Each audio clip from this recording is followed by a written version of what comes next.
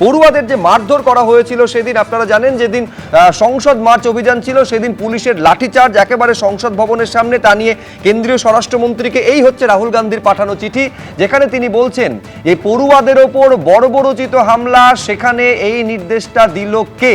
লোকসভার বিরোধী দলনেতা এই চিঠি পাঠিয়ে তার জবাবটা চেয়েছেন। প্রশ্ন তুলছেন রাহুল গান্ধী, শান্তিপূর্ণ আন্দোলনে কেন বর্বরোচিত হামলা হলো?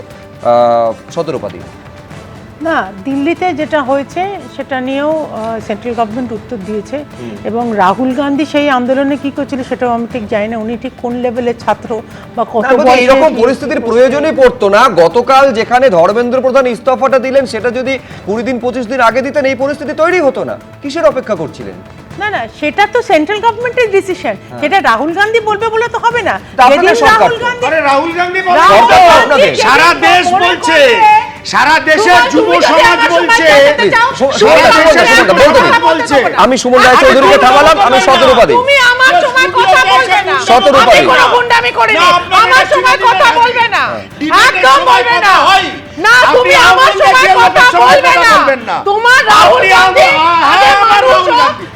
শুধু আমার রাহুল গান্ধী নয়, সারা যুব সমাজের রাহুল গান্ধী, সারা যুব সমাজের রাহুল গান্ধী।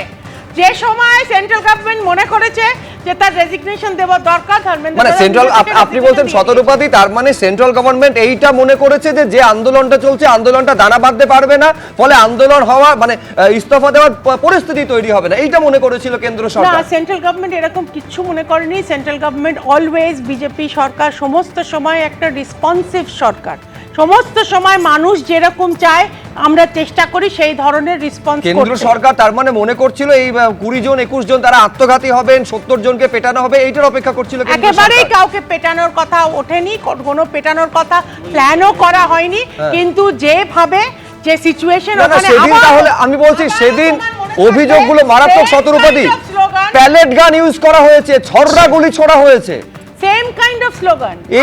আমি বলছি যারা আন্দোলন করেছেন তাদের দাবিটা যে ন্যায়সঙ্গত ছিল এটা তো আর বলার অপেক্ষা থাকে না। ন্যায়সঙ্গত ছিল বলে শেষ পর্যন্ত ধর্মেন্দ্র প্রধান ইস্তফা দিয়েছেন। না না শুভ্র, মানে দাবি নিয়ে আপনাদের আপত্তি আছে? না, দাবি নিয়ে কোনো আপত্তি ছিল না, দাবির জায়গায়, কিন্তু তার সঙ্গে যে স্লোগান উঠেছে, যে হুলিগানিজম হয়েছে এবং যেগুলো ফ্যানিং করা হয়েছে, যেগুলো এনকারেজ করা হয়েছে, সেইটার বিরোধিতা করতে গিয়ে পুলিশ করেছে। মানে আমি বলছি সেইটা, হ্যাঁ আমি বলছি সেটার বিরোধিতা করতে গিয়ে কি করা হয়েছে, যে লাঠিতে পেটানো হয়েছে, লাঠিতে পেরেক লাগানো ছিল, ছররা গুলি ছোড়া হয়েছিল।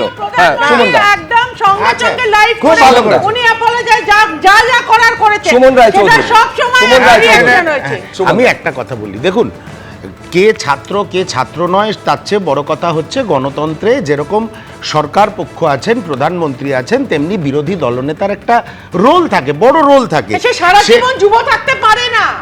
তুমি আমার সাথে যদি কথা বলো, আমি সতেরোপাদি আপনাকে বলতে অ্যালাউ করেছি, প্লিজ সুমনকে এবার বলতে অ্যালাউ করুন।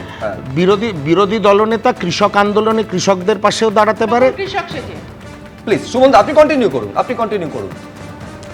কৃষক সেজে ওই করোনার সময় জিম করবেট পার্কে গিয়ে নরেন্দ্র মোদী শুটিং করছিল, তখন কি সেজে গেছিলেন? দেখুন উনি একবার ইন্টারাপ্ট করেছেন, কোনো ব্যাপার না। আমি সতেরোপাদিকে থামালাম, সুমন রায়চৌধুরী। আমার একটাই বক্তব্য হচ্ছে, ছাত্রদের পাশে থাকার ভারতবর্ষের বিরোধী দলনেতা হিসাবে এটা কোনো অন্যায় নয়।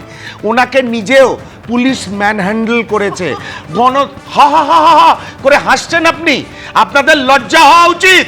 আপনাদের হার মানতে হয়েছে ভারতবর্ষের যুব সমাজ এবং ছাত্রদের কাছে। হ্যাঁ, আরে না, রাহুল গান্ধীর কার কাছে হার মেনেছে এটা ভারতীয় জনতা পার্টিও জানে, নরেন্দ্র মোদীও জানে। সেই জন্য আপনি এখানে বসে কি বললেন না বললেন কিচ্ছু যায় আসে না। আপনারা হার মানতে বাধ্য হয়েছে। যেমন কৃষি বিল আপনাদের উইথড্র করতে হয়েছিল, তেমনি ধর্মেন্দ্র তোমরা প্রধানকে কথা বলো না।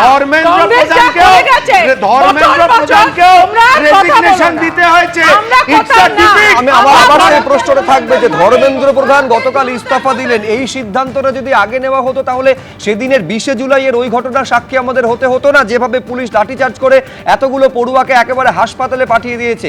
সিদ্ধান্ত যখন ইস্তফা দেওয়ারই ছিল, সিদ্ধান্তটা আগে যদি নেওয়া হতো তাহলে তো এই পরিস্থিতি তৈরি হতো না। সেই এক প্রশ্ন, কিসের জন্য অপেক্ষা করছিল কেন্দ্র সরকার, কিসের জন্য অপেক্ষা করছিলেন ধর্মেন্দ্র প্রধান? এবিপি আনন্দ, এগিয়ে থাকে, এগিয়ে রাখে।